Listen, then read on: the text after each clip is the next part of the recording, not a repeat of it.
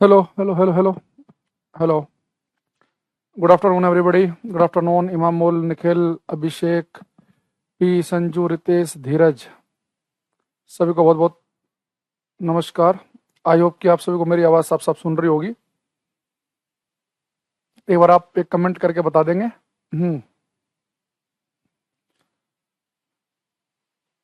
अर्जुन कह रहे good afternoon.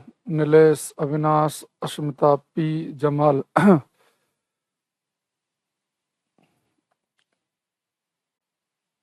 एक बार भाई बताना कि वॉइस क्वालिटी और वीडियो क्वालिटी अगर ठीक है तो क्लास स्टार्ट करें। Yes yes, okay. कुछ कमेंट आने लगे हैं, एक सेकंड आप मुझे दो।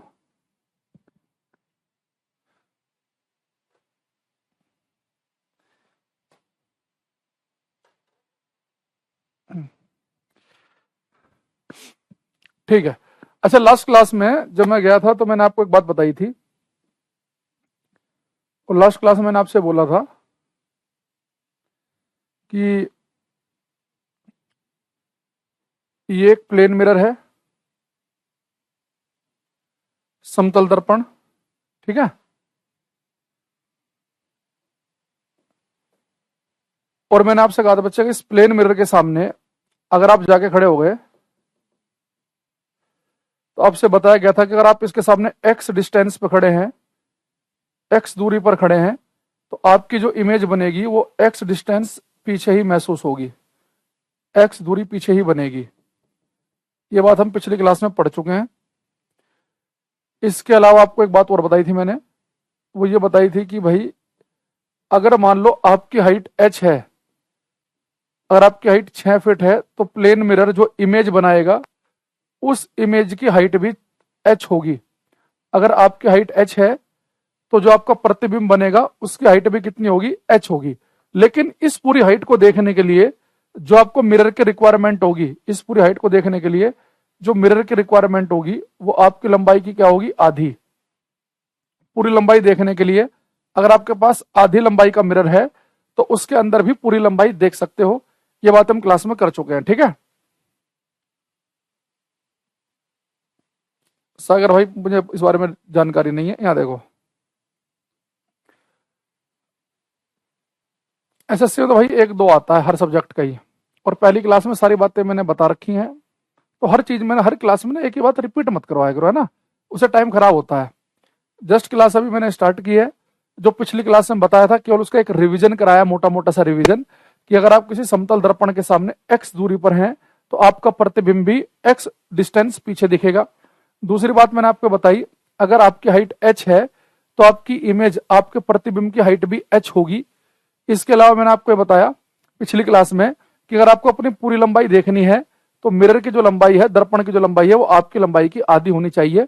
इतनी बात हमने पिछली क्लास में पढ़ी थी, उसको हमने रिवीजन किया। और क्लास में आके मत पूछा करो कितना निकल गया है, मैं लेट हो गया हूँ, फलाना हो गया हूँ। तुम्हें पता नहीं क्लास के टाइम 2:15 की है, अगर लेट हो गए तुम बताते क्यों वहां के कि जी मैं लेट हो गया हूँ, तो भाई इसमें मैं क्या करूँ? आपके घर पे अगली बार जाके उठाना शुरू कर दूं आपको कि भाई टाइम से आया करो? तो इस तरह कमेंट मत किया करो। 2:15 की क्लास का मतलब है 2:15, इसका मतलब 2:16 भी अगर क्लास हो रही है तो इसका मतलब लेट कही जाएगी क्लास वो, ठीक है। चलो, आज का हम पहला क्वेश्चन स्टार्ट करते हैं। आज का सबसे पहला क्वेश्चन हमारा ये है कि अगर कोई आपसे पूछे कि भाई ये जो प्लेन मिरर है, ये जो समतल दर्पण है, ये जो इमेज प्रतिबिंब बनाता है, वो इमेज, वो प्रतिबिंब का नेचर, उसकी प्रकृति कैसी है? वो इमेज उल्टी है, सीधी है, टेढ़ी है, मेढ़ी है, कैसी है? आप कहेंगे सर दो तीन बातें तो हमें पता है।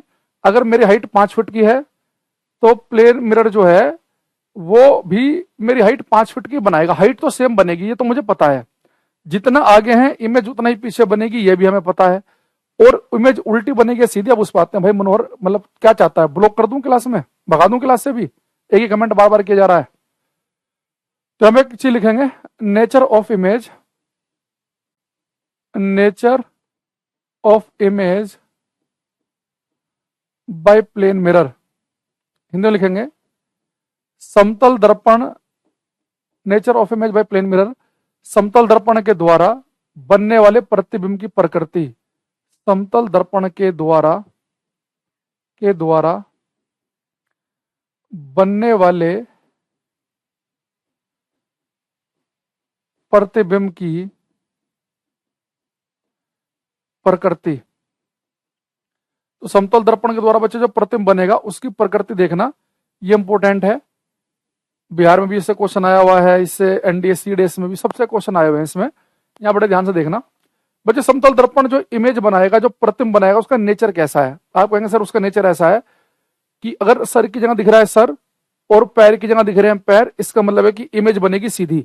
तो समतल दर्पण जो प्रतिबिंब बनाता है वो सीधा बनाता है, इरेक्ट इमेज बोलते हैं उसे इंग्लिश में, इमेज बनेगी इरेक्ट।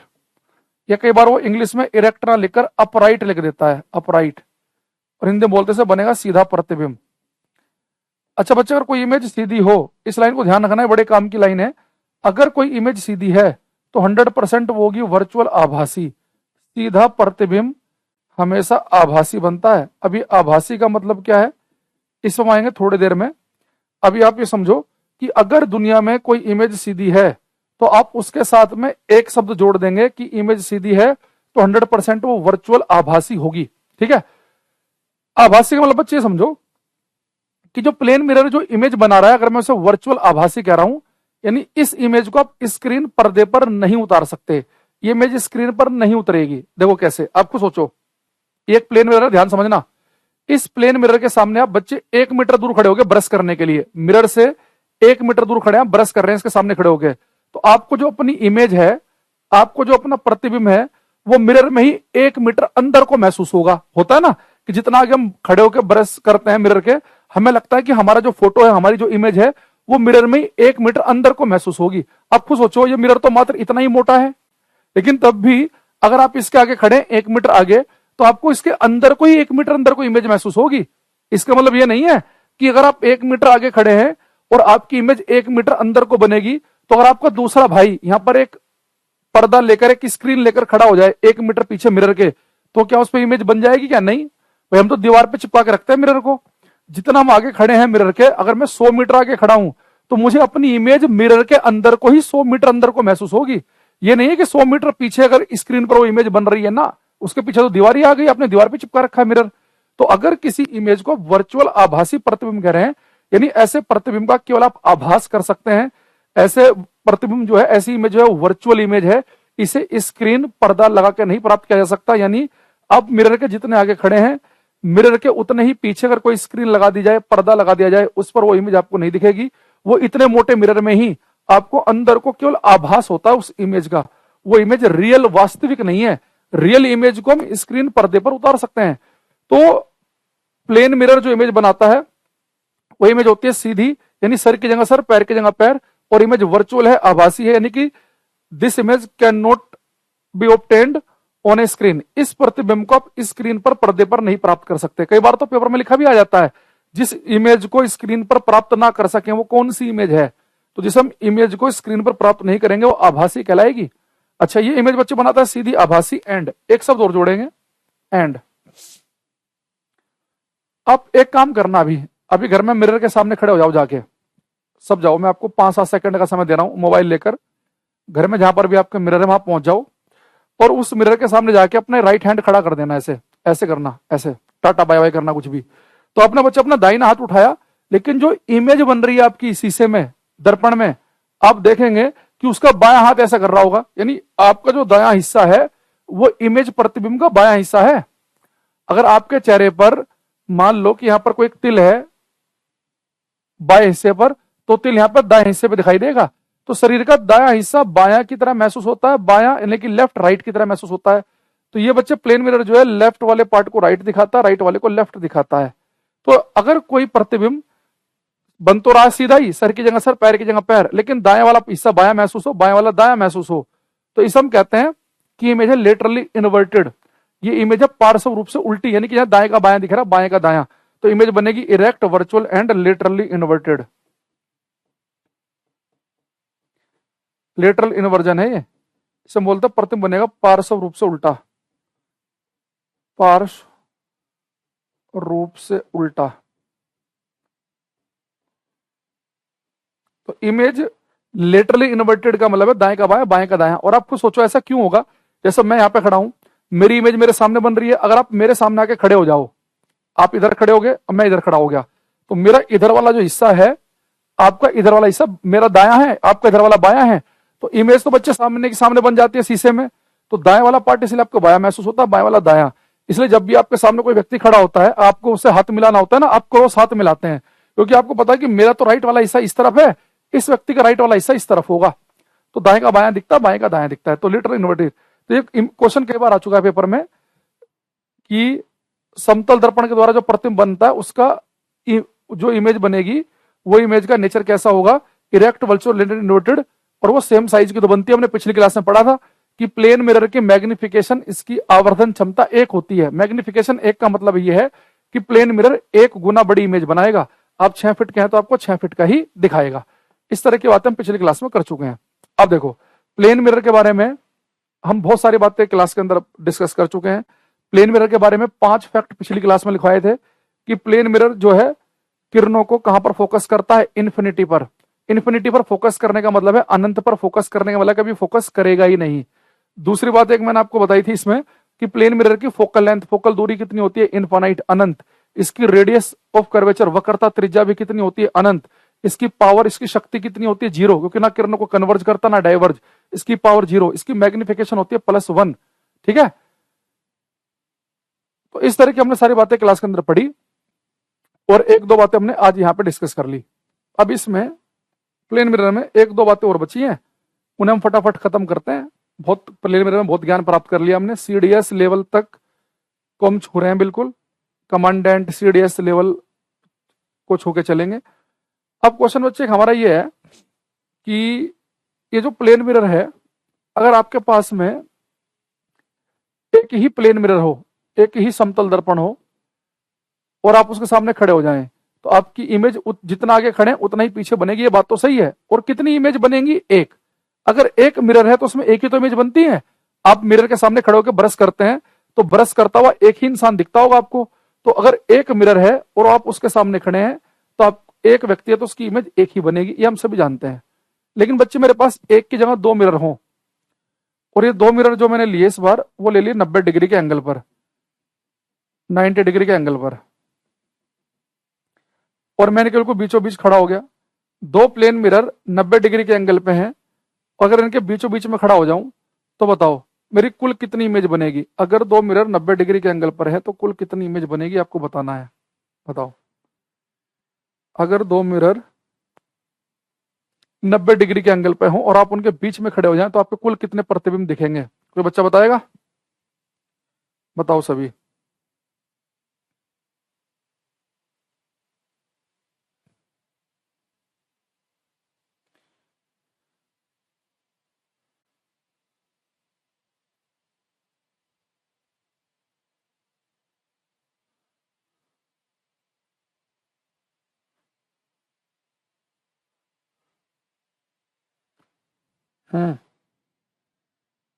कुछ आंसर हमारे पास में आ रहे हैं बच्चों के।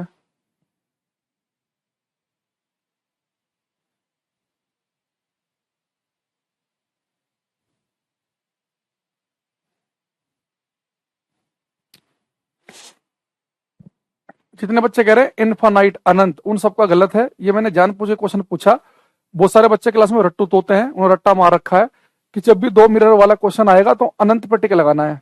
हाँ, प्लेन मिरर की बात ही हो रही है भैया, वो अलग क्वेश्चन का आंसर है जो बच्चे अनंत बता रहे हैं। 4 वालों को भी गलत, 2 वालों को गलत, 3 वालों को सही। हाँ देखो बच्चे, अगर 2 मिरर 90 डिग्री के एंगल पे हैं, आप यहाँ पे खड़े हैं, आपकी कुल बनेगी 3 इमेज। देखो, एक इमेज बनेगी इस वाले मिरर की वजह से, आप इसके जितना आगे खड़े हैं आपकी इमेज बनेगी उतना ही पीछे।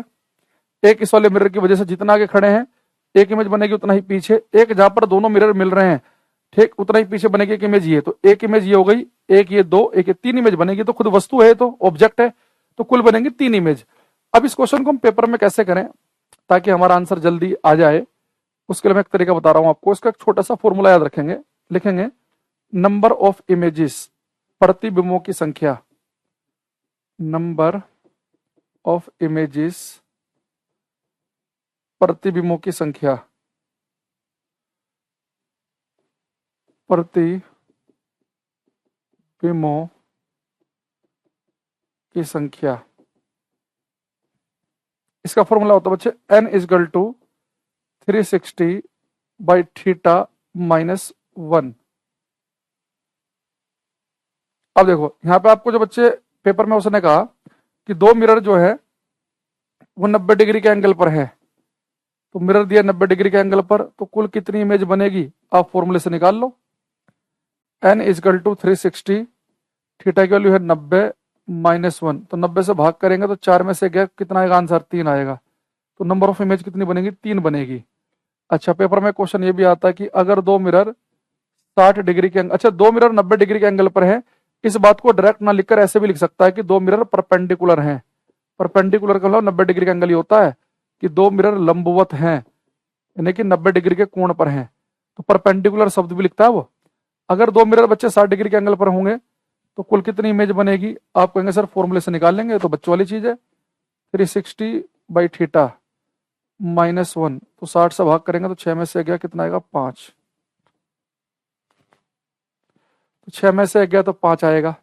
ठीक है, अगला अगर मैं आपसे बोल दूं कि भाई दो मिरर एक दूसरे के बिल्कुल पैरेलल हैं, समांतर, दो दर्पण एक दूसरे के पैरेलल का मतलब यह है कि आमने सामने की दीवार पर हैं। एक मिरर इस वाली दीवार पर है तो एक इस वाली मिरर दीवार पर है। अगर दो मिरर बिल्कुल पैरेलल हो, बिल्कुल समांतर हो, पैरेलल समांतर,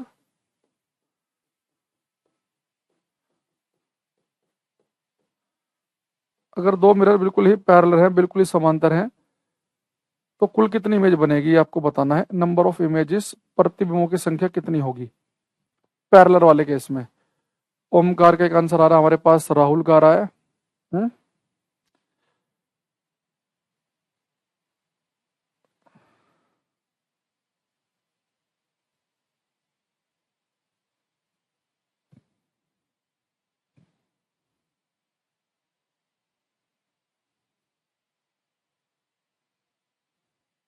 करो ये।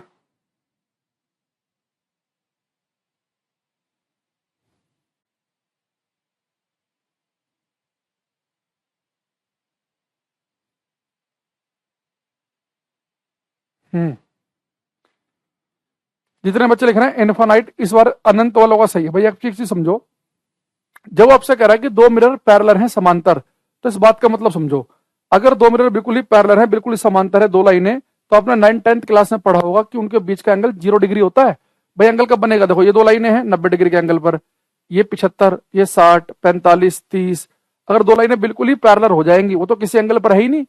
अगर दो लाइनें बिल्कुल आमने सामने, दो मिरर आमने सामने की दीवारों पर हैं, बिल्कुल पैरेलल है, समांतर हैं, तो इसका मतलब ये है कि उसने आपको इनडायरेक्ट ये कह दिया कि दो मिरर पैरेलल का मतलब है कि उनके बीच का एंगल है 0 डिग्री।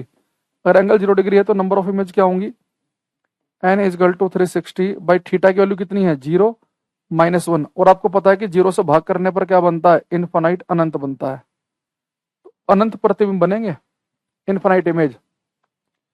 हाँ तो आमने सामने की जो, एक बच्चा कह रहा है सर नाई की दुकान, बार्बर शॉप, देखो बार्बर शॉप पर दो मिरर आमने सामने तो होते हैं पर वो बिल्कुल पैरेलल नहीं होते, वो हल्का सा 20 डिग्री के आसपास का एंगल रखता है। नाई नाई की दुकान में दो मिरर जो होते हैं आमने सामने जो रहते हैं, वो बिल्कुल पैरेलल नहीं होते, लगभग 20 डिग्री का एंगल होता है, तो लगभग 17 इमेज बनेंगी। तो कुछ इमेज दिखती हैं आपको लगातार, बहुत दूर तक नहीं बनती हुई दिखाई देती।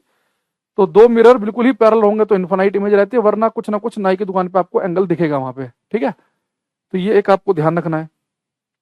इसके अलावा एक दो पॉइंट हमारे से और पूछता है वो, कि जैसे प्लेन मिरर का हम यूज करते कहाँ है, समतल दर्पण का उपयोग कहाँ किया जाता है, तो एक लिखेंगे हम uses of plane mirror, uses of plane mirror, समतल दर्पण के उपयोग, समतल दर्पण के उपयोग। तो देखो एक आध तो उसका बड़ा सिंपल सा यूज है प्लेन मिरर का। ठीक है, प्लेन मिरर का बड़ा सिंपल सा यूज ये है कि आप इसे अपने घर में लगा रखा आपने, सब सुबह के सामने खड़े होकर आप क्या करते हैं कि ब्रश करते हैं, तो ये जो मिरर है, एक तो बच्चे से हम बाथरूम मिरर भी कहते हैं, बाथरूम में लगाए, या ड्रेसिंग टेबल में होता है, यही ड्रेसिंग टेबल वाला भी होता है, ड्रेसिंग टेबल में नहीं, सेविंग मिरर नहीं है ये। बच्चा कह रहा अगर 3 मिरर दिए हो तो एंगल दिया हो, नहीं, 3 मिरर वाले के लिए आपको थोड़ा सा स्टेरेडियन वगैरह कुछ और कॉन्सेप्ट पढ़ने पड़ेंगे, हमारे सिलेबस में 2 मिरर प्रॉब्लम ही है। हाँ, अगर 3 मिरर हैं और तीनों के तीनों परपेंडिकुलर हैं, 90 डिग्री के एंगल पर हैं, तो वहां पर आप लगा सकते हैं एक तरीका कि 360 बाई थीटा, फिर उसे मल्टीप्लाई कर दो 2 से -1। वो हमारे यहाँ पे नहीं आता, 2 मिरर वाला याद रखना आपको। बाथरूम मिरर या ड्रेसिंग टेबल में होता है। सेविंग मिरर वाला ये नहीं है बच्चे। सेविंग मिरर जो है ना, सेविंग मिरर जो होता है उसमें चेहरा थोड़ा सा में बड़ा देखना पड़ता है। तो भले ही हम जो घर में प्लेन मिरर है उसमें देखकर सेव कर लें, पर शेविंग मिरर ये आएगा तो गलत हो जाएगा। आप इसके लिए काम कर सकते हैं कि शेविंग मिरर जब हम आगे पढ़ेंगे, कनकेव मिरर, अवतल दर्पण का यूज करते हैं हम शेविंग के लिए। तो शेविंग मिरर में प्लेन पर टिक मत लगा देना, ठीक है। इसके अलावा बच्चे इसका यूज किया जाता है प्लेन मिरर का, पेरिस्कोप।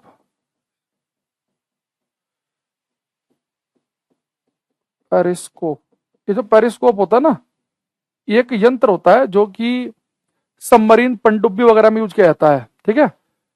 तो सबमरीन पनडुब्बी वगैरह के लिए यूज, भाई पहली क्लास देख के आओ श्रीकांत, उसने बता रखा, बार बार इरिटेट मत करो क्लास में।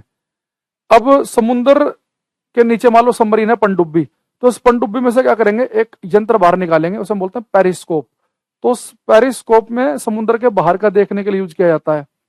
या मान लो कोई दीवार है और आप नीचे बैठे हैं और दीवार से आपको बाहर का देखना है कि दीवार के उस तरफ क्या चल रहा है, तो उसमें हम यूज करते हैं। तो पेरिस्कोप एक यंत्र होता है जो जनरली सबमरीन पनडुब्बी वगैरह में यूज किया जाता है समुद्र के बाहर का देखने के लिए, या किसी अवरोध के दूसरी तरफ का देखने के लिए।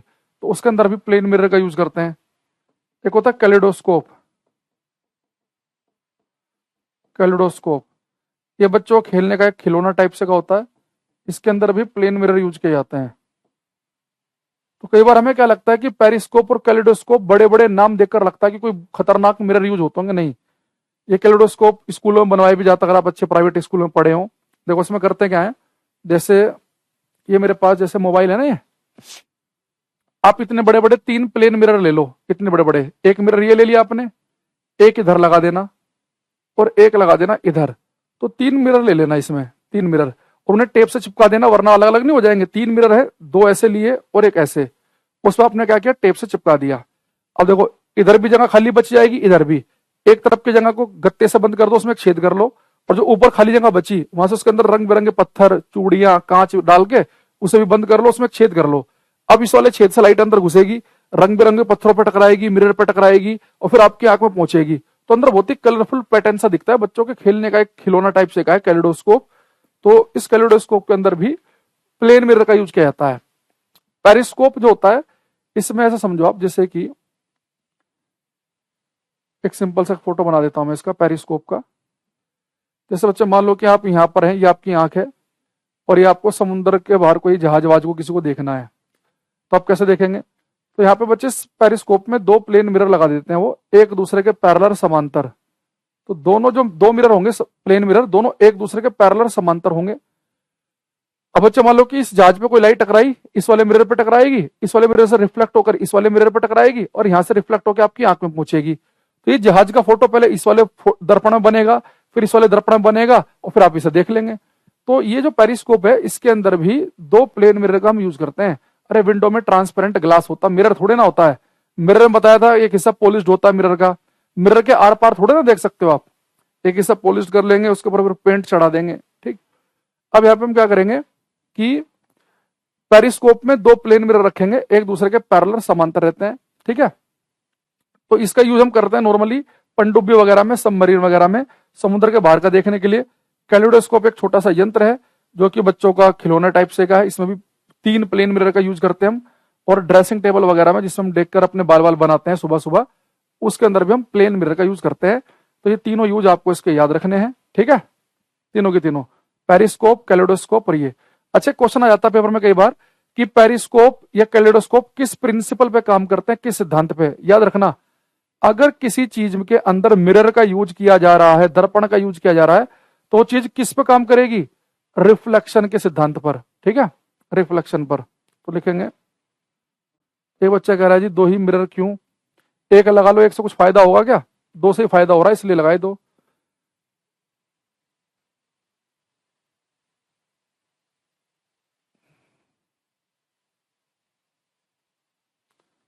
आदित्य कह रहे सर मैंने जिरहा लिया था, जिरहा मेरा किर्स डिसेबल हो गया, आपके कर्मचारियों ने मेरा कोर्स नहीं वापस किया, मैंने दोबारा लिया है। समझ में नहीं आया। एक तो यार तुम ना तो तुम्हारी सर की स्पेलिंग सही है, ये जिरहा क्या है, ये किर्श क्या है, क्रैश कहना चाह रहे हो शायद तुम। उसके लिए देखो भाई, अब मैं तो क्लास लेता हूँ अपने स्टूडियो से, अब मुझे इस बारे में इतनी जानकारी नहीं है, इसके लिए आप कॉल सेंटर वाले ही आपको सही जानकारी दे सकते हैं, ठीक है। तो देखो जहां पर भी बच्चे आप मिरर का यूज करते हैं, जैसे आपने पेरिस्कोप में मिरर लगाए, या इसके अलावा आपने जैसे मैंने आगे कैलेडोस्कोप में आपने मिरर लगाए, जहां पर भी मिरर आ जाए तो मिरर जहां पर भी आ गया तो मिरर से लाइट रिफ्लेक्ट परावर्तित होती है।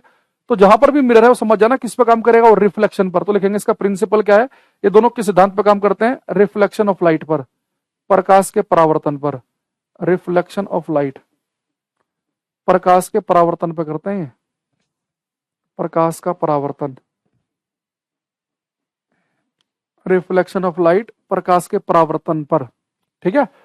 कैलिडोस्कोप हो, पेपर में आए चाहे पेरिस्कोप आए, इन दोनों के बारे में पूछता है कि इनके पीछे का प्रिंसिपल क्या है। मिरर है, दर्पण है, तो रिफ्लेक्शन पर ही काम करेंगे। अरे बताया तो बच्चे, दो मिरर, एक मिरर से काम नहीं चलेगा ना, इसलिए अब दो से काम चल रहा है, फिर दो से ज्यादा क्यों लगाए हम, इसलिए ऐसा करेंगे। एक बच्चा कह रहा है कि जी पैरेलल क्यों, पैरेलल इसलिए देखो, ये यहां से तो जो है सरफेस के साथ तो 45 डिग्री का एंगल बना रहा है, 45 डिग्री का, ठीक है। और ये जो यहाँ पे जो एंगल बन रहा है, ये कितना बन रहा है, 90 डिग्री का। ये सरफेस से 45 डिग्री का है, आपस में पैरेलल है। तो इससे क्या होगा कि जो लाइट यहाँ पे जाकर टकराई, और आप सभी को पता है कि लाइट नॉर्मल से जिस एंगल पर आती है उसी एंगल पर वापस जाती है। जो भी आप यहाँ से नॉर्मल लोगे, लाइट जिस एंगल पर आई उसी एंगल पर गई, तो ऐसे यहाँ पर भी क्या होगा, जिस एंगल पर आई उसी एंगल पर गई, तो बिल्कुल सही तरीके से आपके पास लाइट पहुंचेगी। इसलिए ऐसे अगर आपने ऐसे कर दिया, एक को आपने कर दिया मान लो कि ऐसे, और एक को किसी ऐसे लगा दिया, तो लाइट इस पर टकरा के वापस उधर ही चली जाएगी, तो आपकी आंख तक पहुंचेगी नहीं। तो ये कॉम्बिनेशन से क्या होता है कि लाइट आपकी आंख तक पहुंच जाती है, इसलिए ऐसा। और बहुत ज्यादा ज्ञान प्राप्त करने की जरूरत नहीं है, हर चीज में जितना बताया जाए उन्हें सुन लो, क्योंकि धीरे धीरे भी आपका नया बैच है, इतने सारे वीडियो लेक्चर इकट्ठे हो जाएंगे, फिर बाद में पेपर का भी नहीं पढ़ पाओगे, बहुत सारे सब्जेक्ट है ना, ठीक है। अच्छा लास्ट में, अब देखो जो हमारा रिफ्लेक्शन ऑफ लाइट हम पढ़ रहे थे क्लास के अंदर, इसका टेक्निकल पार्ट हमारा समाप्त हो चुका है।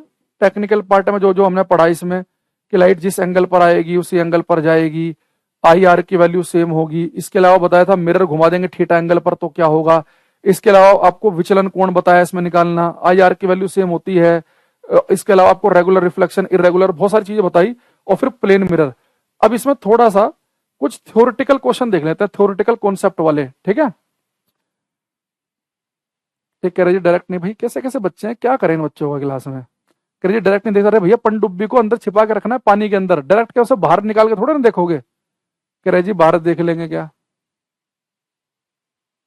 अरे पनडुब्बी पता है सबमरीन क्या होती है, सबमरीन पनडुब्बी होती है पानी के अंदर, और सारा का सारा सरप्राइज पैकेज ही तो होता है कि नहीं पता चले, तो उसे पानी के अंदर छुपा के रखें। लेकिन आपको बाहर की गतिविधियां देखनी है तो आप उस सरफेस पर थोड़ा ना लेके आओगे, आप उसे क्या करोगे, आप कोशिश करोगे पानी के अंदर से बाहर की चीजें देख ली जाए। एक बच्चा कह रहा है ग्लांस एंगल फिर से बताए, क्लास देख लेना, दोबारा सब समझ में आ जाएगा।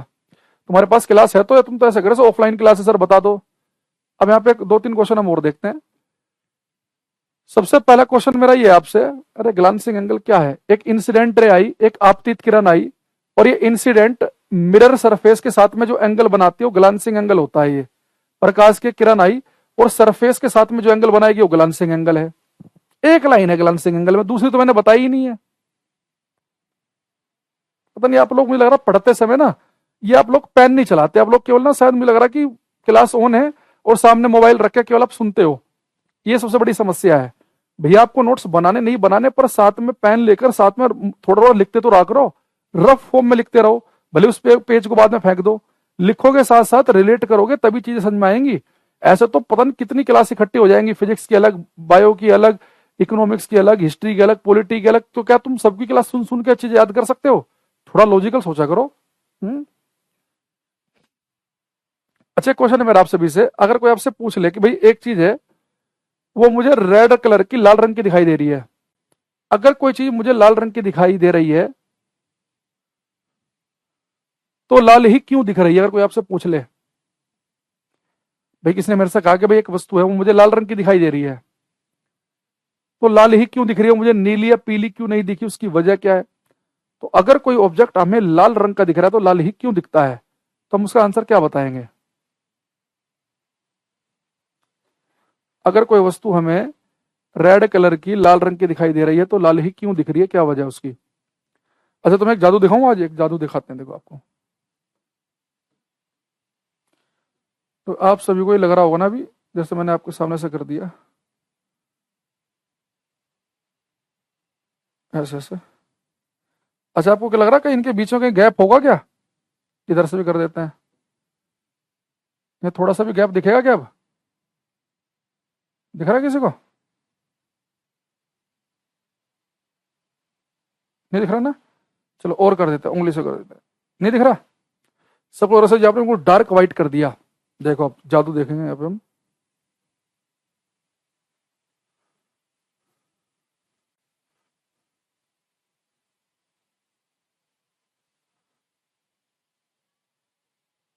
ये जो हमें लग रहा था बाहर से कि भाई हमने तो बिल्कुल एक एक बिल्कुल सब पूरा पूरा भर दिया है, और देखो क्या दिख रहा है इसमें। बस यही करता है माइक्रोस्कोप जो होता है ना, कहते हैं कि यार माइक्रोस्कोप से कोई चीज ढूंढते हैं, वो बस हमें ये दिखा देता। अच्छा वहां पे जो भी चीज देखेगा बंदा अंदर एक एक चीज दिख जाएगी। और थोड़ा सा और कर लो, और डिटेल में, यानी कि यहां से यहां तक की चीज को बड़े इजीली आप देख सकते हैं, समझ रहे हो। और ये चीज अगर हम बाहर से देखें हमारी आंखें नॉर्मली नहीं पकड़ पाएंगी। अब देखो, एक बहुत सारे बच्चों ने पहले क्वेश्चन का आंसर बड़ा अच्छा लिखा कि अगर कोई वस्तु हमें लाल रंग की दिख रही है तो लाल इस वजह से दिख रही है कि जब इस वस्तु के ऊपर सूर्य का प्रकाश या बल्ब का प्रकाश आके टकराता है, तो जैसे सूर्य का प्रकाश आके बच्चे इसके ऊपर टकराएगा, तो ये वस्तु बच्चे क्या करेगी। आपको पता होना चाहिए कि सनलाइट में, सूर्य के प्रकाश में आपको पता है कि 7 रंग होते हैं। सूर्य के प्रकाश में 7 रंग कौन से होते हैं, विब ग्योर। सूर्य के प्रकाश में होते हैं 7 रंग, ये सबको पता होगा ना कि सूर्य का प्रकाश, सनलाइट 7 रंगों से मिलकर बनी है। तो व्हाइट लाइट 7 रंगों का कॉम्बिनेशन होती है। ये सारे कलर मैं आपके सामने लिख देता हूं, red, orange, yellow, green, blue, indigo, violet. Hindi में भी बोल देंगे, हिंदी वाले परेशान ना हो। हालांकि आपको हिंदी में पता होना चाहिए कि रेड को बोलते हैं लाल, ऑरेंज हो गया नारंगी, ये पीला, हरा, नीला, आसमानी, बैंगनी। तो हमें पता है बच्चे की जो व्हाइट लाइट है वो 7 रंगों से मिलकर बनी है। तो जैसे बच्चे कोई भी वस्तु है उसके ऊपर सनलाइट आके टकराएगी, सूर्य का प्रकाश आके टकराएगा, तो सनलाइट का मतलब है कि उसके ऊपर आकर 7 रंग टकरा रहे हैं, 3, 4, 5, 6, 7।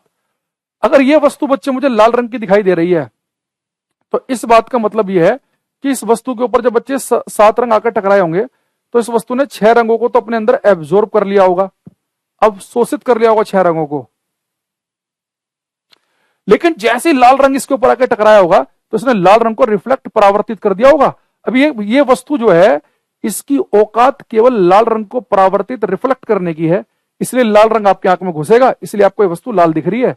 तो कोई वस्तु जिस रंग की दिख रही है इसका मतलब है कि वो वस्तु केवल उसी रंग को रिफ्लेक्ट, उसी रंग को परावर्तित करती है, उसके अलावा के बाकी कलर अपने अंदर एब्जॉर्ब कर लेगी, अवशोषित कर लेगी। अगर सारे कलर अपने अंदर एब्जॉर्ब कर लेगी तो वो रंग तो आपकी आंख तक पहुंचे ही नहीं है, तो उस रंग की नहीं दिखेगी। तो पेपर में क्वेश्चन आया, ये राजस्थान का क्वेश्चन है, राजस्थान में क्वेश्चन आया कि एक वस्तु हरे रंग की क्यों दिखाई देती है, ग्रीन कलर की। तो वहां उसने पहले ऑप्शन लिख दिया क्योंकि वस्तु हरे को एब्जॉर्ब, अवशोषित करती है। बहुत सारे बच्चे भावुक हो गए, अच्छा ये वस्तु तो हरे को एब्जॉर्ब कर रही है, हरे को अवशोषित कर रही है, इसके अंदर तो हरा भरा पड़ा इसलिए हरी दिख रही है। अरे भैया जो कलर उसने एब्जॉर्ब कर लिया वो तो हमारी आंख तक पहुंचेगा ही नहीं। इंपॉर्टेंट क्या है कि आंख पे क्या पहुंच रहा है वही तो दिखेगा। तो उसमें डी ऑप्शन लिखा था क्योंकि वस्तु हरे को परावर्तित करती है इसलिए वस्तु हरे रंग की दिख रही है, बाकी रंगों को अवशोषित कर लेती है। तो जो रंग रिफ्लेक्ट किया जाएगा उसी रंग की दिखेगी। अगर कोई वस्तु नीली दिख रही है तो नीले को रिफ्लेक्ट, परावर्तित कर रही है, उसकी औकात केवल नीले को रिफ्लेक्ट करने की है। और कोई वस्तु 2 कलर को रिफ्लेक्ट कर सकती है तो उन दोनों का कॉम्बिनेशन दिखाई देगा। तो ऐसे अगर मैं आपसे पूछ लूं, अभी सारी बातें लिखवाऊंगा मैं, कि एक वस्तु ब्लैक, काली दिख रही है तो कोई वस्तु काले रंग की कब दिखाई देती है। मनदीप, निखिल, नीलेश, मनदीप बताओ, ये कोई वस्तु ब्लैक काले रंग की कब दिखाई देती है बताओ। कोई वस्तु ब्लैक काले रंग की कब दिखाई देती है।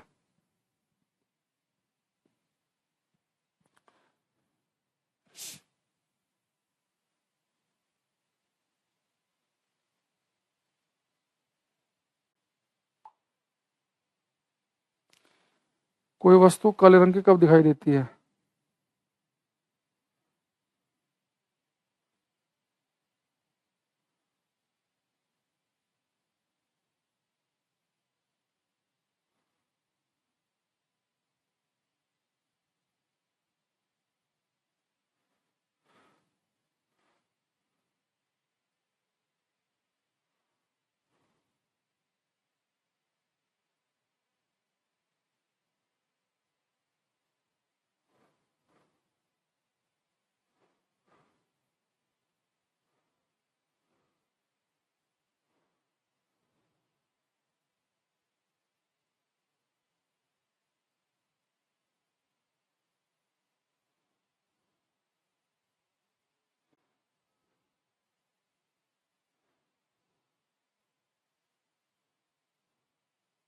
हम्म। ये बच्चे का बड़ा गलत लिखा आंसर उसने। धीरज ने, बाकी सबका लगभग सही है भाई। कोई वस्तु काले रंग की तब दिखाई देगी अगर वस्तु सारे रंगों को एब्जॉर्ब, अवशोषित कर ले। अगर वस्तु ने सारे के सारे कलर ही एब्जॉर्ब कर लिए तो कोई कलर आपकी आंख तक पहुंचा ही नहीं। और जब आपकी आंख तक कुछ नहीं पहुंचेगा तो कुछ नहीं दिखेगा। और जब कुछ ना दिखे तो आंखें बंद कर लो। जब कुछ नहीं दिखता तो इस अंधेरे को हम काला कह देते हैं। तो कोई वस्तु आपको ब्लैक तब दिखेगी जो सारे के सारे रंग ही अवशोषित कर लेगी, सारे के सारे कलर ही एब्जॉर्ब कर लेगी और आपकी आंख तक कोई कलर पहुंचेगा ही नहीं। हाँ, कोई वस्तु व्हाइट कब दिखेगी? अगर कोई वस्तु के ऊपर लाइट गिरी और उस वस्तु ने सारे के सारे सात के सात कलर रिफ्लेक्ट कर दिए, सारे के सारे कलर परावर्तित कर दिए, तो उन सारे कलर का कॉम्बिनेशन होता है व्हाइट। तो वस्तु व्हाइट तब दिखेगी जब वो सारे रंग परावर्तित करेगी, रिफ्लेक्ट करेगी, आपकी आंख पे पहुंचा देगी। काले के लिए कोई रंग आपकी आंख तक पहुंचाएगी नहीं, सारे एब्जॉर्ब कर लेगी। और नीले के लिए केवल नीला रिफ्लेक्ट करेगी, लाल के लिए केवल लाल रिफ्लेक्ट करेगी। तो अगर एक ही रंग को रिफ्लेक्ट करेगी तो वही रंग आपकी आंख पे पहुंचेगा तो वो रंग दिखेगा। सारे कर देगी तो व्हाइट दिखेगा और कुछ नहीं करेगी तो काला दिखेगा। तो लिखेंगे यहां पे हम any object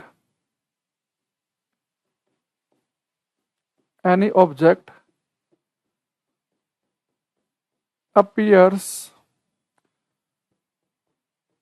of the same color, any object appears of the same color which is reflected by it. Any object appears of the same color which is reflected by it. कोई वस्तु ठीक उसी रंग की दिखाई देती है, कोई वस्तु ठीक उसी रंग की दिखाई देती है जिस रंग को वह परावर्तित करती है। Any object appears of the same colour which is reflected by it. कोई वस्तु ठीक उसी रंग की दिखाई देती है जिस रंग को वह परावर्तित करती है। Any object appears of the same colour which is reflected by it. कोई वस्तु ठीक उसी रंग की दिखाई देती है जिस रंग को वह परावर्तित करती है। फॉर एग्जाम्पल कोई वस्तु ठीक उसी रंग की दिखाई देती है जिस रंग को वह परावर्तित करती है। For example, green colour of an object, green colour of an object is due to, green color of an object is due to it reflects green color only. Green colour of an object is due to it reflects green colour only. कोई वस्तु हरे रंग की इसलिए दिखाई देती है, कोई वस्तु हरे रंग की इसलिए दिखाई देती है, कोई वस्तु हरे रंग की इसलिए दिखाई देती है क्योंकि वह केवल हरे रंग को ही परावर्तित करती है। कोई वस्तु हरे रंग की इसलिए दिखाई देती है क्योंकि वह केवल हरे रंग को ही परावर्तित करती है। आगे लिखेंगे, black colour of an object is due to it absorbs all colours. Hindi में लिखेंगे, कोई वस्तु काले रंग की इसलिए दिखाई देती है, कोई वस्तु काले रंग की इसलिए दिखाई देती है, कोई वस्तु काले रंग की इसलिए दिखाई देती है क्योंकि वह सभी रंगों को अवशोषित कर लेती है। कोई वस्तु काले रंग की इसलिए दिखाई देती है क्योंकि वह सभी रंगों को अवशोषित कर लेती है। कोई वस्तु काले रंग की इसलिए दिखाई देती है क्योंकि वह सभी रंगों को अवशोषित कर लेती है। White colour of an object is due to it reflects all colours. कोई वस्तु सफेद रंग की इसलिए दिखाई देती है क्योंकि वह सभी रंगों को परावर्तित कर देती है। कोई वस्तु सफेद रंग की इसलिए दिखाई देती है क्योंकि वह सभी रंगों को परावर्तित कर देती है। White colour of an object is due to it reflects all colours. कोई वस्तु सफेद रंग की इसलिए दिखाई देती है क्योंकि वह सभी रंगों को परावर्तित कर देती है। तो वस्तु काली कब दिखती है? सारे कलर को एब्जॉर्ब कर ले। और सफेद कब दिखती है? सारे कलर को रिफ्लेक्ट कर दे। और हरे के लिए केवल हरे को रिफ्लेक्ट करे। ठीक है? अरे बात समझ में आ रही है? पेपर में क्वेश्चन आ जाए कि वस्तु नीली क्यों दिख रही है? नीला रिफ्लेक्ट किया। काली क्यों दिख रही? रिफ्लेक्ट बोलना, एब्जॉर्ब नहीं। जो एब्जॉर्ब हो गया वो तो वस्तु के अंदर घुस गया, गया गायब। वो तो जो रिफ्लेक्ट करेगी, सारे कलर रिफ्लेक्ट कर देगी तो व्हाइट बन जाएगा, सारे एब्जॉर्ब कर लेगी तो ब्लैक बन जाएगा। अब यहां तक की बात अगर आपको समझ में आई तो टीचर समझ जाए कि अब इसके आगे क्वेश्चन पूछना है। ये क्वेश्चन यहां से आ गया एक आध बार पेपर में, लेकिन नॉर्मली क्वेश्चन इसके आगे का आता है। टीचर ये मान के चलता है कि भाई ये तो बच्चों वाली बात आपको पता ही होनी चाहिए कि काले के लिए सारे कलर एब्जॉर्ब होने चाहिए, व्हाइट के लिए सारे रिफ्लेक्ट होने चाहिए। अब वो देखो पूछता क्या है पेपर में। ये क्वेश्चन जो मैं बताने वाला हूं ये इंपॉर्टेंट है। ये अलग अलग कई एग्जाम में आया, तो ध्यान से करना इसे।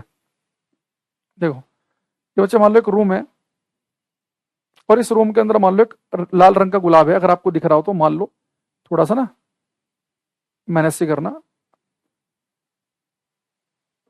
अब बच्चे एक कमरा है, इस कमरे के अंदर है बच्चे white light. White light, white light का मतलब है 7 रंग, विब ग्योर।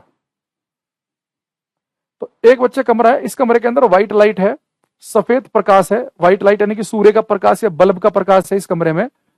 और इस कमरे के अंदर बच्चे गुलाब में लेके आया, कमरे के अंदर गुलाब लेके आया, लाइट जलाई तो देखा कि गुलाब लाल रंग का दिख रहा है। अब इसी गुलाब को मैं दूसरे रूम में लेके चला गया, मतलब अपने घर के दूसरे रूम में मैं इस गुलाब को लेके गया, और इस रूम में केवल है ग्रीन लाइट, हरा प्रकाश, और कोई लाइट नहीं है, केवल ग्रीन लाइट। तो पेपर में क्वेश्चन आया, अगर व्हाइट लाइट में, सफेद प्रकाश में कोई गुलाब लाल रंग का दिखता है, वही गुलाब हरे प्रकाश में किस रंग का दिखेगा? ये बताओ।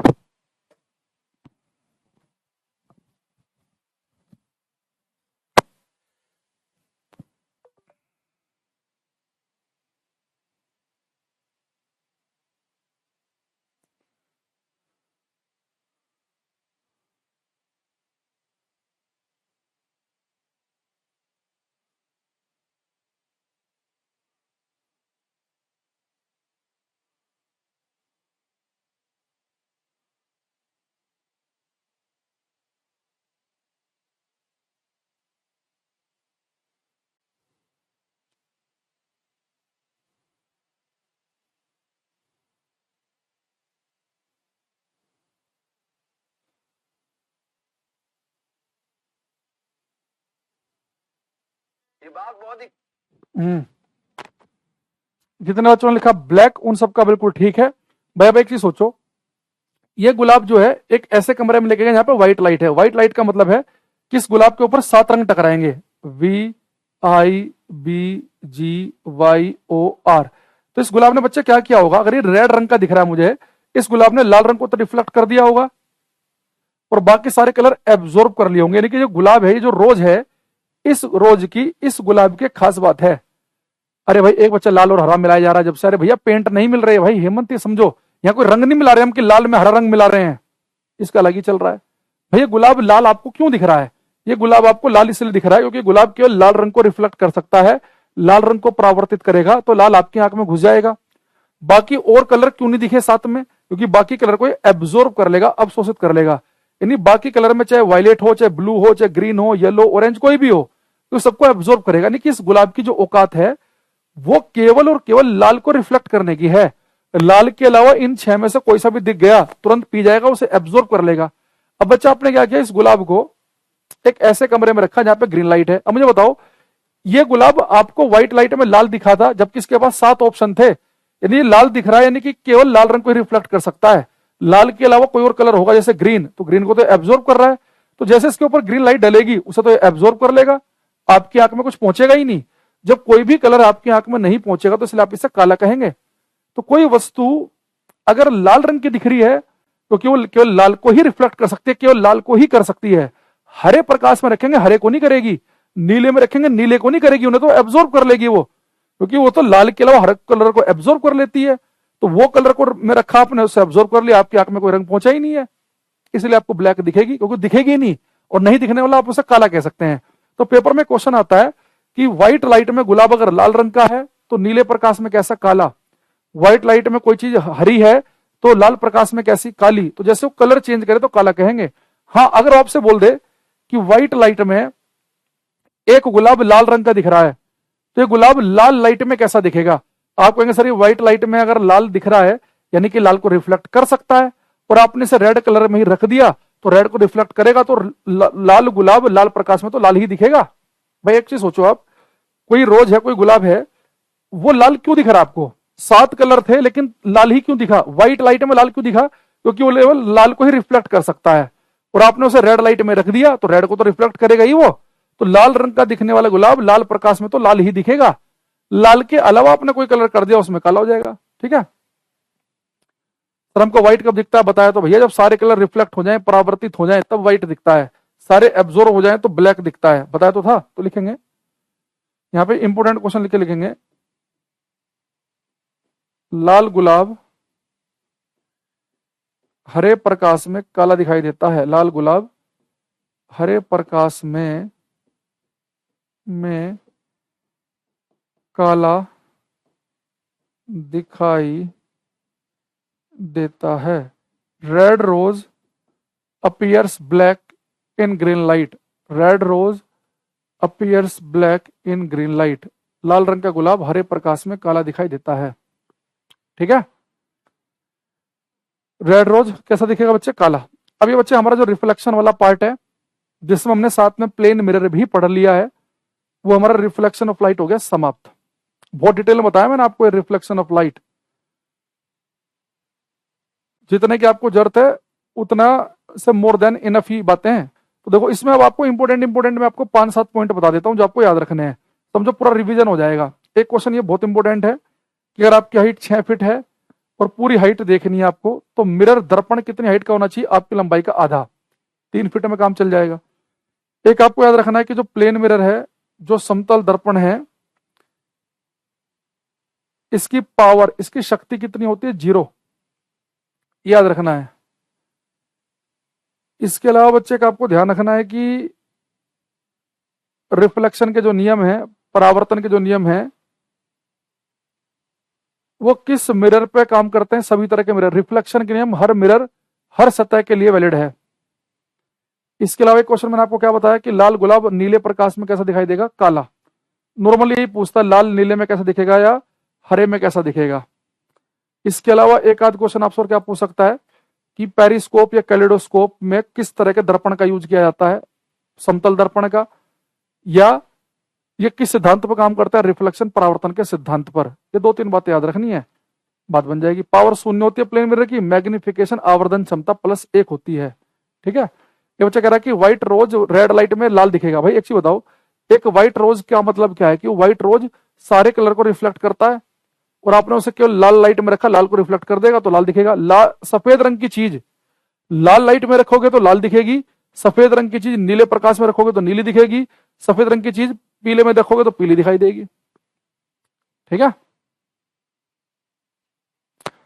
चले अब आगे, सब याद हो गया। अब हम लिखेंगे रिफ्रैक्शन ऑफ लाइट।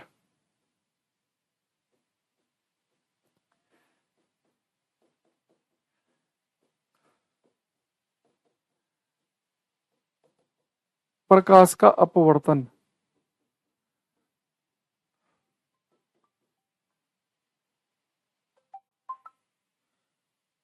प्रकाश का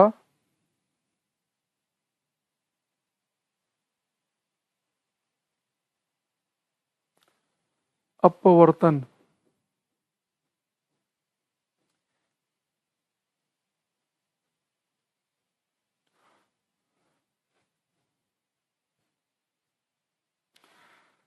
रिफ्रैक्शन ऑफ लाइट, प्रकाश का अपवर्तन पढ़ने वाले हैं अब हम। ठीक है, रिफ्रैक्शन। देखो, इससे पहले हम परावर्तन पढ़ रहे थे कि लाइट आई और टकरा कर चली गई, लेकिन याद रखो जब मैंने आपसे कहा था कि लाइट आई और टकरा कर चली गई, तो मैंने कहा था लाइट किस सरफेस से टकरा के वापस जाएगी। आप कहोगे सर लाइट जाएगी अपारदर्शी ओपेक सरफेस से। लाइट को अगर अपारदर्शी सरफेस मिलेगी तो उसे रिफ्लेक्ट हो जाएगी। लेकिन मान लो लाइट जा रही है बच्चे हवा में, सामने मिल गया पानी, पानी तो पारदर्शी है, ट्रांसपेरेंट, लाइट उसके अंदर घुस जाएगी।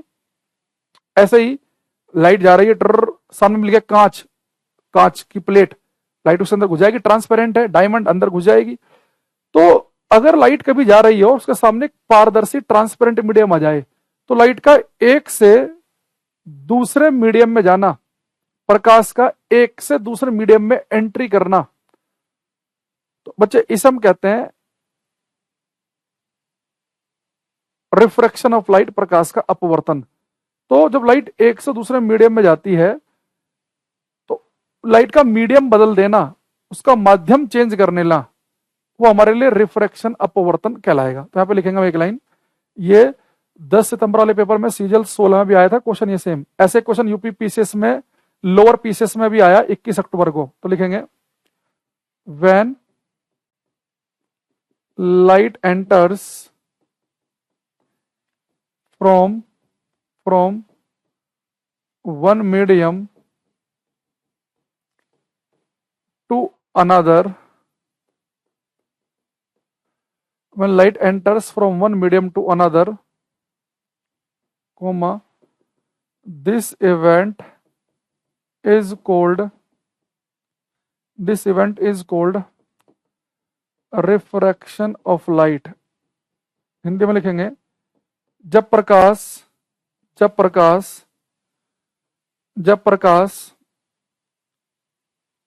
एक माध्यम से दूसरे माध्यम में जाता है, जब प्रकाश एक माध्यम से दूसरे माध्यम में जाता है, तो यह घटना प्रकाश का अपवर्तन कहलाती है। जब प्रकाश एक से दूसरे माध्यम में जाता है तो यह घटना प्रकाश का अपवर्तन कहलाती है। तो याद रखना, जब आप रिफ्रैक्शन शब्द पढ़ोगे ना, तो रिफ्रैक्शन शब्द का मतलब ये समझ जाना कि सीधे सीधे कि यहां पर लाइट अपना मीडियम चेंज कर रही है। रिफ्रैक्शन में मीडियम चेंज होगा ही होगा, अपवर्तन में। परावर्तन में लाइट टकराकर उसी मीडियम में जाएगी। परावर्तन, अपवर्तन, रिफ्लेक्शन, रिफ्रैक्शन, एक मोटा मोटा सा अंतर समझ में आ रहा है। रिफ्लेक्शन टकराकर उसी तरफ आ जाना, रिफ्रैक्शन एक से दूसरे मीडियम में एंट्री कर जाना। पहले बताओ यहां तक की बात समझ में आ रही है क्या? अच्छा भाई, लाइट मीडियम चेंज करेगी तो लाइट कैसे बिहेव करेगी, उसके साथ क्या होगा, वो बातें हम क्लास में सीखने वाले हैं अभी। जब लाइट टकराकर उसी तरफ वापस गई तो उसने क्या क्या किया, वो हमने पढ़ा कि आई आर बराबर है जो भी। अब मीडियम चेंज करते समय क्या होगा, उस बात पर हम थोड़ा ध्यान देने वाले हैं। पहले बताओ कि दोनों में जो मोटा मोटा सा अंतर है, रिफ्लेक्शन शब्द कब होता है, जब लाइट टकराकर उसी तरफ वापस जाए जहां से आई थी, रिफ्रैक्शन और मीडियम चेंज करे। ये मोटा मोटी सा समझ में आ रहा है ना? मनदीप, ओमकार, अर्जुन, पल्लवी, दिनेश, शांति, अनुराधा, अभिषेक, ओके ठीक है। इतने बच्चों से मान लेते हैं कि बाकी को भी आ ही रहा होगा। हाँ, देखना ध्यान से।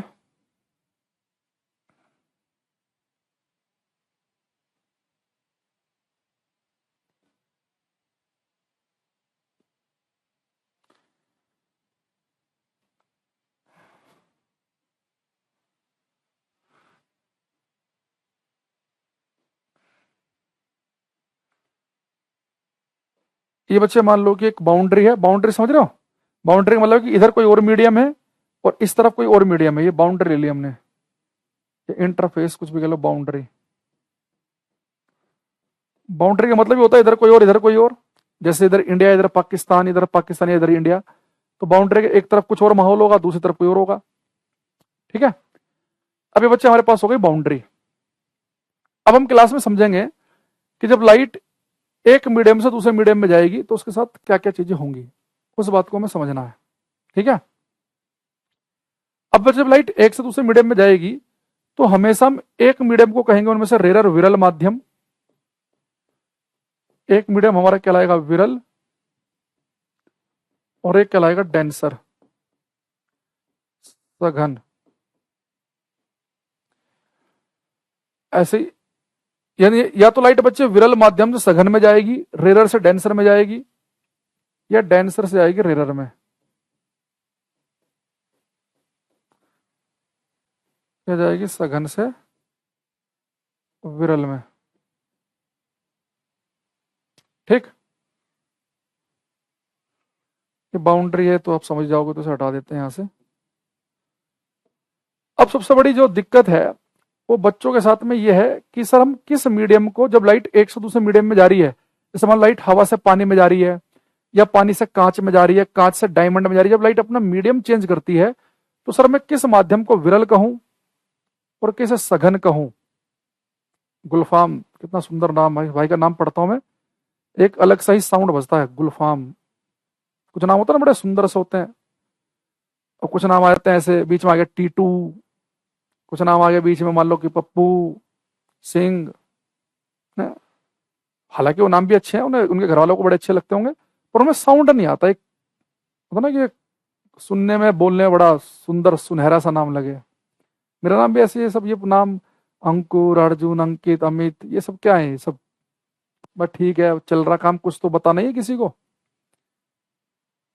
कुछ नाम होते हैं भैया एकदम लगता है कि हाँ लंबे समय तक याद रहते हैं। देखो इस भाई का नाम कभी मिलेगा, ये बताएगा तुरंत याद आएगा, हाँ भाई गुलफाम को हमने पढ़ाया था। अब देखो, अब यहाँ पे हमें देखना है कि हम किस मीडियम को कहें रेरर, किसे कहें हम डेंसर। अब एक आध भावुक हो गया है, एक कह रहा है जी मुक्तेश, अपना नाम बताने लग गया लड़का। नहीं आया, साउंड नहीं आया भाई मुक्तेश, मजा नहीं आया। हालांकि आपका नाम यूनिक है, थोड़ा हटके है। एक अपने ही नाम बताने लगे, कृष्णा बताने लगे, कोई ओमकार। चलो अभी लिखना बंद करो। मतलब कहने पे आए तो क्या मतलब, वो ना सुन के खुद ही लगे, टीचर का ध्यान जाए अपने आप से, हाँ भाई इसका नाम पढ़ा हमने। कई बार आ रहे हैं कमेंट, हम इधर देख रहे हैं, नाम किसका कमेंट आ रहा है, अमित का, छोड़ो इसका तो क्या ही पढ़ना, अमित, तो नाम में कुछ डिफरेंट नहीं है। ऐसा नहीं है कई अमित नाम वाले बुरा मान जाए, वो तो हंसी मजाक बीच में होना चाहिए, नहीं होना चाहिए 10-20 सेकंड का एक आध बार, कुछ ज्यादा सीरियस माहौल में पढ़ा दिया आज मैंने तुम्हें। चलो भैया, अच्छा एक चीज मैं कह रहा था आपसे कि हम किस मीडियम को रेरर कहेंगे, किसे कहेंगे डेंसर, इसका पहले बेसिक सी बात समझना। रेरर मीडियम, विरल माध्यम, विरल माध्यम।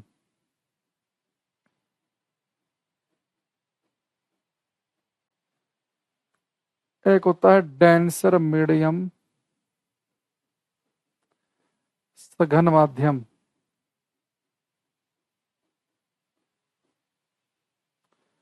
एक विरल और एक सघन। अब हम इसे ध्यान समझना, जिनका बैकग्राउंड साइंस नहीं है, जिन्हें बहुत दिन हो गए साइंस पढ़े हुए, उनके लिए मैं आराम से बता रहा हूँ, सारी क्लास साइंस की होती है ना, तो 30 सेकंड में क्लियर कर देता मैं कि रेरर क्या, डेंसर क्या है, थोड़ा टाइम लेंगे इसलिए हम बच्चे। रेरर मीडियम जो है ना, विरल माध्यम, विरल माध्यम हमारे लिए वो है जिस मीडियम में लाइट की स्पीड, जैसे लाइट दो मीडियम में चल रही है, एक मीडियम ये, एक मीडियम ये, तो जिस माध्यम में लाइट तेज भागेगी, जहां पर लाइट की स्पीड ज्यादा होगी, वो बच्चे मीडियम में कहलाएगा रेरर मीडियम। हालांकि इसका पूरा नाम होता है ऑप्टिकली रेरर मीडियम। अगर आप पूरा लिखना चाहो, ऑप्टिकली को कई बार हम ड्रॉप कर देते हैं, सब पूरा बोलते नहीं है। ऑप्टिकल रेरर मीडियम से बोल सकते हैं आप ऑप्टिकली डेंसर मीडियम, प्रकाशिक सघन माध्यम। देखो अब शायद आपको और ज्यादा अच्छी फील आए, तो प्रकाशिक विरल माध्यम का मतलब है कि जहां प्रकाश धीरे, जहां प्रकाश तेज चले। रेरर यानी कि, विरल यानी कि वीरान एरिया, खुला मैदान, जहां लाइट का यार भाई साहब मजा आ गया, कोई नहीं मिल रहा, चलो भागते हुए चलते हैं। तो ऑप्टिकली रेरर मीडियम, विरल प्रकाशिक विरल माध्यम वो है जहां स्पीड ऑफ लाइट, प्रकाश की जो चाल है वो कम हो। तो प्रकाशिक विरल माध्यम वो है जहां प्रकाश धीरे चलता है। ठीक, अरे मैंने क्या लिख दिया, उल्टा लिख दिया, जब प्रकाश तेज चलता है, जब प्रकाश बहुत तेज भागता है, वो कहता है हमारा प्रकाशिक विरल माध्यम, खुला मैदान, जो लाइट खुली भागी भागेगी। तो प्रकाशिक विरल माध्यम वो है जब प्रकाश की चाल बहुत ज्यादा हो। सघन माध्यम, डेंसर, भीड़ भाड़ वाला, डेंस है बहुत ही ज्यादा, जहां लाइट को ऐसे बच बच के चलना पड़ रहा है, यानी यहाँ पे प्रकाश की चाल होगी कम। तो सघन माध्यम वो है जहां प्रकाश धीरे चलेगा। अब एक आध बच्चा कहेगा भाई साहब आपने तो और मामला क्रिटिकल कर दिया। चलो आपकी बात हमने इतनी याद कर ली कि सघन माध्यम में भीड़ में लाइट धीरे चलेगी और वीरान एरिया में खुले मैदान में तेज भागेगी। पर मुझे पता कैसे चलेगा कि किस में तेज चलेगी और किस में धीरे चलेगी? जहां तेज चलेगी वो विरल है, जहां धीरे चलेगी वो सघन तो है, पर पता कैसे चलेगी तेज कहां धीरे कहां? तो उसके लिए आपको लाइट की एक बहुत ही बेसिक प्रॉपर्टी पता होनी चाहिए। वो देखो क्या है, स्पीड ऑफ लाइट, प्रकाश की चाल। तो आप सभी को पता होना चाहिए कि प्रकाश की जो चाल है बच्चे, प्रकाश सबसे धीरे कहां चलता है? प्रकाश की स्पीड सबसे कम होती है सोलिड में, ठोसों में। लाइट सबसे धीरे चलती है सोलिड में, उससे थोड़ा सा तेज चलती है लिक्विड तरल में, उससे तेज चलती है गैसों में, और सबसे तेज कहां चलती है बच्चे? वैक्यूम निर्वात में। तो लाइट सबसे धीरे चलेगी सोलिड में, उससे धीरे चलेगी तरल में, उससे धीरे चलेगी गैस में, और उससे सॉरी सोलिड में सबसे धीरे, उससे तेज तरल में, उससे तेज गैस में, सबसे तेज निर्वात वैक्यूम में। बस ये बात आपको याद रखनी है, इससे आपका बात बन जाएगी। यानी कि जब कभी भी आपको मैं दो मीडियम दूं तो उन दोनों मीडियम में अगर आपको कोई सॉलिड दिख जाए, ठोस दिख जाए, जैसे पानी और कांच, तो दो मीडियम में अगर आपको सॉलिड दिख गया तो सॉलिड ज्यादा डेंस होगा, क्योंकि सॉलिड में लाइट धीरे चलती है। लाइट की स्पीड सबसे स्लो होती है सॉलिड में, तो सॉलिड में स्लो होगी तो यानी कि लाइट धीरे चलेगी, यानी कि ये सघन माध्यम है, भीड़ भाड़ वाला एरिया है, और लाइट सबसे तेज चलती है वैक्यूम में। यानी जब कभी भी दो मीडियम आपके पास में आए, उनमें से अगर एक ठोस हो तो समझ जाना कि वो सघन है, वो डेंसर मीडियम है। अगर सॉलिड नहीं दिखे ऑप्शन में तो फिर आप लिक्विड को, तरल को कहोगे जी ये डेंस है। लिक्विड भी ऑप्शन में नहीं है तो फिर आप एयर को, गैसों को कहोगे कि ये डेंस है। और सबसे भाई वैक्यूम में तो लाइट सबसे तेज भागती है, तो वैक्यूम तो सबसे विरल माध्यम होगा ही होगा। तो डेंसर मीडियम कौन होगा मेरे लिए? सॉलिड। अभी फिलहाल के लिए, आगे डिटेल में और चीजें बताऊंगा। सघन माध्यम है सॉलिड, क्योंकि लाइट धीरे वहां चलती है। सॉलिड नहीं दिखेगा तो फिर तरल पे ढूंढेंगे, तरल ऑप्शन में नहीं होगा तो फिर हम गैस पे आएंगे। ठीक है, जैसे अगर मैं आपसे बोल दूं कि भाई लाइट जो है एक से दूसरे मीडियम में जा रही है, उनमें से एक मीडियम है एयर, एक है वाटर, तो आप समझ में आ गया कि हवा और वाटर में सघन किसे कहेंगे हम? वाटर को, क्योंकि सॉलिड होते हैं सघन। सॉलिड के बाद नंबर लिक्विड का आता है, तो मैंने मान लो कि यहां लिख दिया मैंने वाटर और यहां लिख दिया एयर। यानी कि यहाँ पे अगर लाइट जा रही है एयर से वाटर में, तो आप ये कह सकते हैं कि विरल माध्यम से सघन माध्यम में जा रही है। या अगर मैं ऊपर लिख दूं वाटर और नीचे लिख दूं एयर, तो आप कहेंगे सर इस वाले केस में जो लाइट है वो जा रही है वाटर से एयर में, नहीं कि सघन से विरल माध्यम में। तो सघन माध्यम किसे कहेंगे? सघन माध्यम वो होगा सॉलिड। सॉलिड नहीं दिखेगा तो फिर लिक्विड को, तरल को बता देंगे हम। ये बच्चा कह रहा निर्वात किसे कहते हैं? वैक्यूम निर्वात होता है जहां कुछ ना हो, खाली जगह। जैसे जिस कमरे के अंदर मैं हूं, इस कमरे को बिल्कुल खाली कर दें, केवल चार दीवार दिखाई दें, लेकिन चारों दीवारों के बीच में हवा तो होगी, एयर तो होगी। अगर एयर भी कमरे से बाहर निकाल दें तो बोल देंगे कमरे के अंदर निर्वात पैदा हो गया, जहां पर वात यानी वायु भी ना हो, खाली जगह, शून्य। जैसे अंतरिक्ष, अंतरिक्ष में से कुछ नहीं है, हवा तक, वातावरण नहीं है, एटमोस्फेयर नहीं है अंतरिक्ष में, तो निर्वात कह सकते हैं आप वहां पे। ठीक है, अब देखो, अब मुझे क्लास में समझना है कि जब लाइट विरल से सघन माध्यम में जाएगी तो कैसे बिहेव करेगी, सघन से विरल में जाएगी तो कैसे बिहेव करेगी। भाई जब लाइट रिफ्लेक्ट हुई थी तो लाइट जिस एंगल पर गई थी उसी एंगल पर वापस आई थी, पता है हमें। लेकिन लाइट मीडियम बदलते समय क्या बिहेव करती है, अब वो समझना है हमें। अच्छा, ये बच्चे हमारी बाउंड्री थी, ये बिल्कुल बाउंड्री के 90 डिग्री के एंगल पर है, तो इसे हम नॉर्मल कह सकते हैं, अभिलंब, जो हमने बिल्कुल पहली क्लास में पढ़ा था। ये भी हमारा क्या कहलाएगा? नॉर्मल अभिलंब। ठीक, अब यहां देखो, बहुत ध्यान के साथ समझना है मामले को। ये बच्चे लाइट जा रही है हमारी, अब देखना ध्यान से। जो बच्चे प्रकाश की किरण जाएगी उसे हम कहेंगे इंसिडेंट रे, आपतित किरण। ये आपको पता है ना पहले से, आपतित किरण। अभी प्रकाश की किरण जा रही है, कहां से कहां जा रही है? विरल माध्यम से सघन माध्यम में, रेयर से डेंसर में। तो बच्चे जब लाइट विरल से सघन माध्यम में जाएगी तो यहां पे बड़े ध्यान समझना बात को, कि जब बच्चे लाइट जाएगी विरल से सघन माध्यम में, रेयर से डेंसर, डेंसर मीडियम यानी कि भीड़ भाड़ वाला एरिया, तो यहां लाइट थोड़ा बच बच के चलेगी, सुकुड़ के चलेगी। भीड़ भाड़े डेंसर मीडियम का मतलब यही है। तो बच्चे लाइट जाएगी रेयर से डेंसर, तो क्या करेगी लाइट? सीधी ना चल के ये नॉर्मल अभिलंब की तरफ को मुड़ जाएगी। यानी जो हम बचपन से पढ़ते आ रहे हैं कि प्रकाश सीधी रेखा में चलता है, सीधी रेखा में चलता है, तो लाइट सीधी रेखा में केवल तब तक चलेगी जब तक वो एक ही मीडियम में हो। लाइट केवल हवा में चल रही है, सीधी चलेगी, लाइट केवल पानी में चल रही है सीधी चलेगी, लाइट केवल वैक्यूम में चल रही है सीधी चलेगी, लेकिन जब लाइट मीडियम बदलेगी, अगर वो विरल से सघन माध्यम में जा रही है, डेंस मीडियम में जा रही है, तो वहां पे लाइट नॉर्मल की तरफ को मुड़ जाएगी, टूवर्ड्स द नॉर्मल बैंड हो जाएगी। अच्छा, ये जब लाइट दूसरे मीडियम में जाती है, हम कहते हैं रिफ्रैक्टेड रे,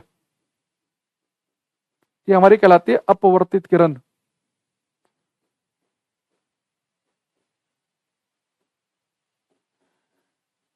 ठीक, तो लाइट जिस एंगल पर आएगी वो आई है, और आपको पता है कि एंगल हमेशा नॉर्मल के साथ नापेंगे, और यहां पर भी इसे आर मत लिख देना, ये दूसरे मीडियम में जो लाइट गई है ये किस एंगल पे गई, आर।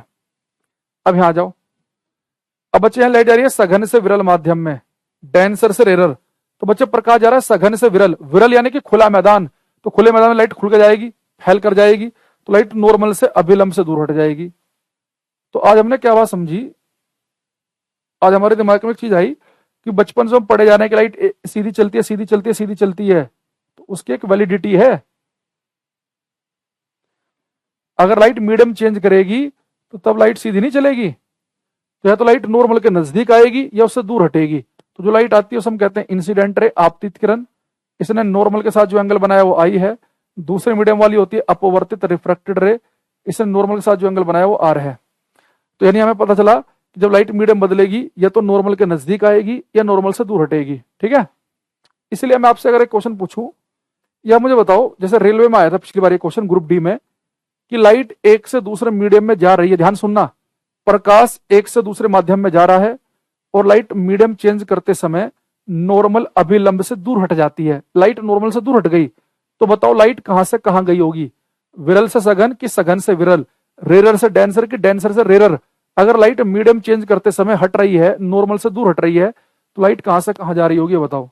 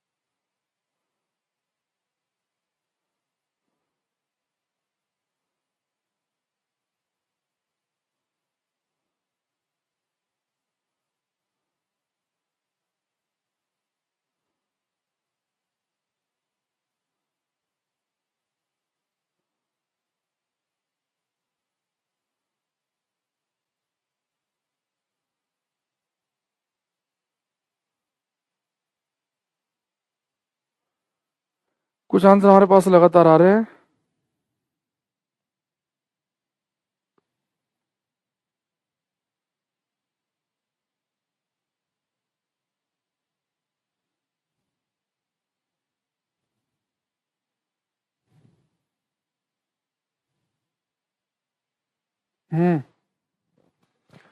देखो बिल्कुल सही, जो बच्चा लाइट एक से दूसरे मीडियम में जा रही है, अविनाश, हिमालू, जीतू, हमीद, अभिषेक, सबका ठीक है कि अगर वो नॉर्मल से दूर हट रही है, हटने वाला है कि खुले मैदान में जा रही होगी विरल माध्यम में, तो लाइट जाएगी डेंस से रेरर में, तो लाइट एक से दूसरे मीडियम में हटेगी। यानी ये बिल्कुल आपने बिल्कुल सही समझा बात को।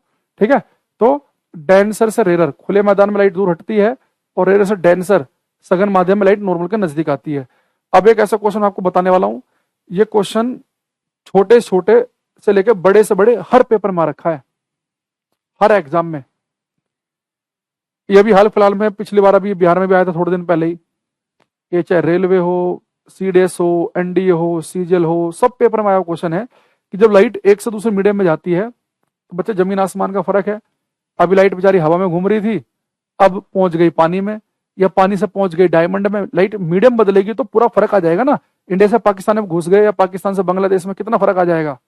तो पेपर में क्वेश्चन आता है कि जब लाइट अपना मीडियम बदलती है, जब प्रकाश अपना माध्यम चेंज करता है, तो लाइट के मीडियम बदलने के बावजूद लाइट का वो कौन सा गुण है, उसकी वो कौन सी प्रॉपर्टी है जो चेंज नहीं होती। जब लाइट अपना मीडियम चेंज करेगी तो क्या नहीं बदलेगा, तो भाई आपको एक चीज पता है, एंगल तो आप कह नहीं सकते भाई सेम रहेगा। भाई जब लाइट नजदीक आ गई तो आर की वैल्यू आई से छोटी है, तो आई आर सेम नहीं रहेंगे। लाइट दूर हट गई तो आर आई से बड़ा है तो आई आर तो सेम नहीं होंगे, ये रिफ्लेक्शन परावर्तन में सेम होते हैं। तो फिर लाइट जब मीडियम चेंज करते हो क्या चीज सेम रहती है। अच्छा दूसरी चीज, आप स्पीड भी मत लिख देना भाई, आपको पता लाइट की स्पीड विरल माध्यम में जाते हो ज्यादा होती है, सघन माध्यम में कम, तो लाइट की स्पीड तो चेंज हो गई भाई। लाइट की स्पीड चेंज हो रही है तभी तो एक को हम सघन कह रहे हैं, एक को विरल कह रहे हैं। दूसरा इंटेंसिटी भी सेम नहीं रहती, कि जो भाई लाइट आती है ना, सारी की सारी लाइट हमेशा दूसरे मीडियम में नहीं घुसती, थोड़ी बहुत रिफ्लेक्ट भी होती है, पर रिफ्लेक्शन वाले पार्ट को हम अलग से पढ़ चुके हैं, इसलिए हम यहाँ पर रिफ्लेक्शन वाले पार्ट को ड्रॉप कर देते हैं for the sake of simplicity. तो लाइट थोड़ी बहुत रिफ्लेक्ट भी होती है तो उसकी इंटेंसिटी भी चेंज हो जाती है। तो बच्चे जब लाइट अपना मीडियम चेंज करती है तो क्या चीज नहीं बदलती, एक तो बच्चे उसका कलर और एक उसकी फ्रीक्वेंसी, रंग और आवृत्ति नहीं बदलते। अगर आप कभी लेजर लाइट का बटन दबाया आपने, उससे लाल रंग की लाइट निकल रही है हवा में, आप पानी की बाल्टी के अंदर छोड़ना, पानी की बाल्टी के अंदर भी लाल दिखेगी, कांच को पास करते समय भी लाल दिखेगी, डायमंड के अंदर भी लाल दिखेगी। तो लाइट जब बच्चे अपना मीडियम चेंज करती है तो उसका कलर और फ्रीक्वेंसी चेंज नहीं करते, बाकी पेपर में कुछ भी आ जाए, स्पीड, एंगल, उसकी इंटेंसिटी, वेवलेंथ, तरंग दैर्घ्य सब कुछ बदल जाएगा कलर और फ्रीक्वेंसी को छोड़कर। ठीक है, तो बहुत इंपॉर्टेंट क्वेश्चन लिखेंगे लिखेंगे, महा इंपॉर्टेंट है, आ सकता है पेपर में। When light enters from one medium to another, comma, its color and frequency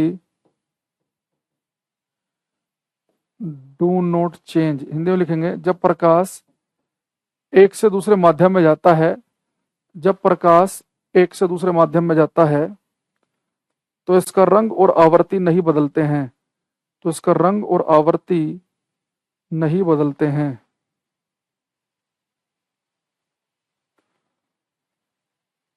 जब प्रकाश एक से दूसरे माध्यम में जाता है तो उसका रंग और आवृत्ति नहीं बदलते हैं। Light enters from one medium to another, its colour and frequency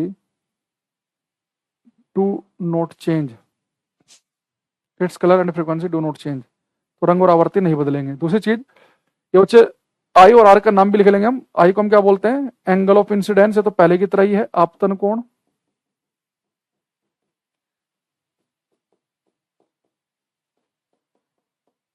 और आर को हम बोलते हैं एंगल ऑफ रिफ्रैक्शन, अपवर्तन कोण। यहां पे तो हमने ऐसे बोला था रिफ्लेक्शन, परावर्तन कोण, यहाँ पे एंगल ऑफ रिफ्रैक्शन। ये आर जो है ना, ये वाला, ये रिफ्रैक्शन है, एंगल ऑफ रिफ्रैक्शन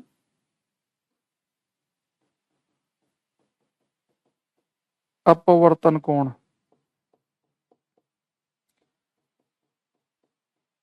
तो ऐसे ही यहां पर भी ये आई क्या है, एंगल ऑफ इंसिडेंस, आपतन कोण, और आर क्या होता है जो दूसरे मीडियम में एंगल बन रहा है, एंगल ऑफ रिफ्रैक्शन, अपवर्तन कोण। ठीक है, तो आज के लिए हम इतना ही रखते हैं।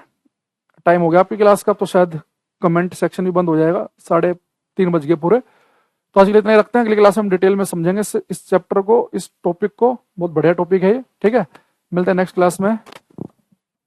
Good bye everybody, thank you everyone, bye, take care.